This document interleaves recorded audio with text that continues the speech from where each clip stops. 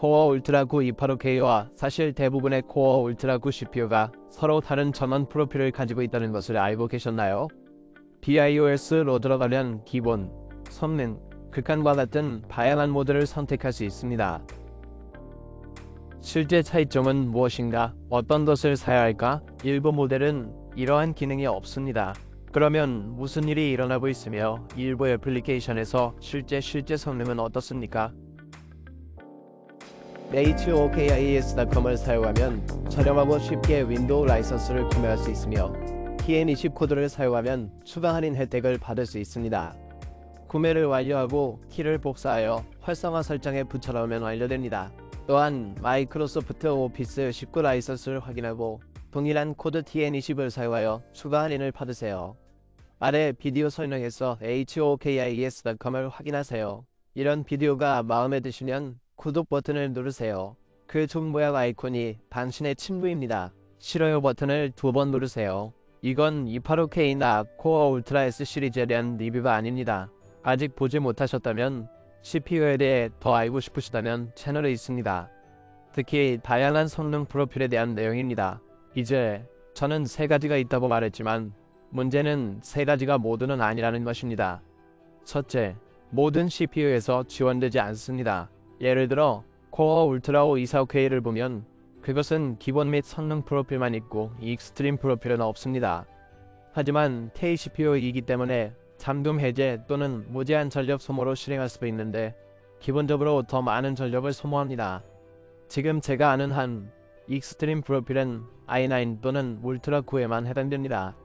저는 울트라 7에서 65K를 테스트해 본 적이 없어서 잘 모르겠습니다. 거기서도 구할 수 있을 거예요. 하지만 지금은 이 2가지에 대해서만 말씀드릴 수 있습니다. 누군가 이 사실을 알고 있다면 아래 댓글 섹션에 알려주세요. 저는 코어 울트라 9를 가져와서 기본, 성능, 익스트림, 그리고 무제한에서 실제 성능 차이를 보기 위해 테스트를 했습니다. 첫째, 다양한 프로필과 그에 부여된 전력 제한을 살펴봐야 합니다. 기본 프로필은 PL2가 177이고 PL5는 125입니다.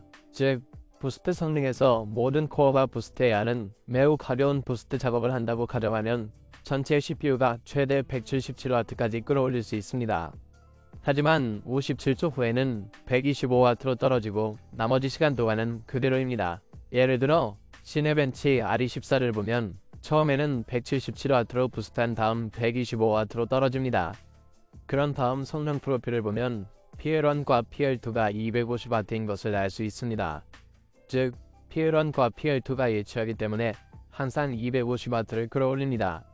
따라서 부스트는 250이고 CPU 집약적 워크로드를 실행 중이라면 시네벤치 RE14 테스트의 나머지 부분에서도 계속 그렇게 됩니다. 그런 다음 극단적인 프로필로 넘어가면 이제 PL1 제한이 295로 부스트에서 295W까지 부스트할 수 있지만 잠시 후 250W로 다시 낮춥니다. 마지막으로 무제한 전원 설정이 있는데 모든 것을 최대로 끌어올린 다음 마더보드가 이 클럭 속도로 CPU에 얼마나 많은 전력을 공급할 수 있는지 결정하게 할 수 있습니다. 그리고 CPU가 실제로 최대 280W 전력 소모를 하고 있다는 것을 보았습니다. 그 이상은 아닙니다. 그리고 이 모든 다양한 전원 프로필에서 전력 소모량을 살펴보면 PL2 제한을 지나 PL1로 올라가는 것을 볼 수 있는데 기본 모델은 약 125W, 퍼포먼스 및 익스트림은 약 253W, 무제한은 약 280W를 소모합니다. 하지만 싱글 코어와 멀티 코어 워크로드의 실제 결과는 어떨까요? 먼저 시네벤치 RE14를 보면 기본 모델의 싱글 코어가 134인 것을 알 수 있습니다. 극단적으로는 148에서 찾을 수 있습니다. 그리고 무제한, 즉 아무런 제한이 없는 모드는 실제로 극단적인 모드에 비해 멀티코어 성능이 약간 느립니다. 익스트림은 싱글 코어 점수에서 약 10% 더 빠른 듯합니다. 이제 멀티코어 점수에서 더 큰 차이가 나타나는데 기본은 125W만 소모하는 반면 성능은 250W입니다. 따라서 새로운 12%의 추가 성능을 원하지만 전력 소모는 말 그대로 2배로 늘릴 수 있다면, 따라서 매우 효율적인 CPU와 매우 효율적인 결과를 원한다면 기본 모델이 적합할 수 있습니다. 그런 다음 익스트림은 조금 더 나아가 기본 모델보다 약 20% 더 빠릅니다. 그러면 295W로 부스트한 다음 250W로 낮출 수 있습니다. 흥미로운 점은 무제한 전력을 적용하려면 어떤 이유에서인지 때로는 과도하게 부스트되다가 낮아지는 경우가 있는데 인텔의 극단적인 기본 프로필만큼 안정적이지 않다는 것입니다. 마더보드는 그렇게 좋은 성능을 내지 못하고 있습니다. 그리고 우리는 기본 모델보다 약 17% 더 빠르며 이는 익스트림 프로필보다 약 3% 더 느립니다. 저는 10분 테스트도 했는데 더 긴 지속시간이 다른 집보기 위해서였습니다. 그리고 125W가 더 오래 지속되기 때문에 기본 모델이 더 많이 떨어지는 것을 볼 수 있습니다. 그리고 PL1 제한은 부스트가 10분 테스트의 아주 작은 부분이기 때문에 그다지 중요하지 않습니다. 그리고 성능 프로필은 13% 더 빠르고 익스트림 프로필은 약 22% 더 빠르고 무제한은 약 19.5% 더 빠릅니다. 포토샵으로 넘어가서 이제 두 가지 별도의 크리에이티브 워크로드를 테스트하고 싶습니다. 포토샵은 싱글 코어 사용이 많지만 때로는 조립하고 내보낼 때 특정 작업을 멀티스레드합니다. 그것도 사용합니다. 하지만 PL1 한도를 제대로 하지 않기 때문에 저는 이러한 다양한 프로필 사이에서 결과가 얼마나 다른지 보고 싶습니다. 그리고 비디오 편집에서도 같은 작업을 할 겁니다. 여기서는 멀티스레드 워크로드가 조금 더 많고 내보내기와 인코딩 등이 다릅니다. 포토샵에서 흥미로운 점은 성능 모드가 기본 모드보다 약 2.6% 더 느리다는 것입니다. 보시다시피 그렇게 큰 차이는 아닙니다. 익스트림 모드는 기본 모델과 1% 이내이고 무제한 모드가 가장 빠르지만 여전히 약 2.3% 더 빠릅니다. 예를 들어 포토샵을 많이 사용하는 사진작가라면 CPU를 최고 모드나 성능 모드로 설정하는 것은 그다지 의미가 없습니다. 전력은 많이 얻지 못하지만 전기는 많이 사용하기 때문입니다. 프리미어 프로에서는 상황이 조금 다를 수 있습니다. 성능 모드는 기본 모델보다 약 2에서 3% 더 빠릅니다. 그렇게 다르지는 않지만 극단적인 프로필로 가면 상황이 조금 달라지기 시작합니다. 극단적인 프로필은 기본 모델보다 36% 더 빠릅니다. 그리고 거기서 흥미로운 일들이 일어납니다. 대체로 GOP 점수는 엄청나게 다릅니다. 그리고 우리가 기본 및 성능 점수에 있을 때 실제 iGPU가 실제로 작동하는지 또는 하위 프로필의 드라이버 불안정성이 있는지는 모르겠습니다. 하지만 보시다시피 긴 GOP 점수는 엄청나게 다릅니다. 이 벤치마크의 시작 부분에서 문자 그대로 하나가 빠진 것처럼 느껴지기 때문에 두 번 확인해야 했습니다. 나머지는 약 140인 반면 기본 및 성능은 약 40입니다. 그러니까 100이 빠졌네요. 하지만 아니요. 저는 테스트를 4번 했습니다. 같은 결과가 나옵니다. 익스트림과 언리미티드 성능은 훨씬 더 나은 롬 GOP 점수를 얻습니다. 나머지 점수는 몇 퍼센트 이내입니다. 롬은 분명히 익스트림과 언리미티드에서 볼 수 있듯이 6에서 7물결표 8% 정도 더 좋습니다. 하지만 그것은 우리가 실제로 많은 차량을 활용할 때이고 기본 및 성능 점수보다 조금 더 오래 부스트해야 합니다.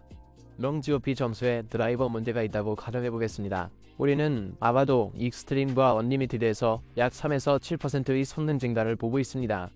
보시다시피 언리미티드 점수는 익스트림 프로필보다 더 많이 얻지 못하고 아마도 1에서 2% 정도인데 이는 그다지 가치가 없어 보입니다. 결론적으로 그렇다면 실제로 어떤 성능 프로필을 사용해야 할까요? 이제 다려온 스레드 작업에 PC를 사용하는 사람들은 아마도 기본 프로필에 두고 전기를 절약해야 할 것입니다. 하지만 비디오 편집과 멀티스레드 작업을 조금 더 많이 하는 사람들은 익스트림 프로필이 매우 좋은 옵션이라고 생각합니다.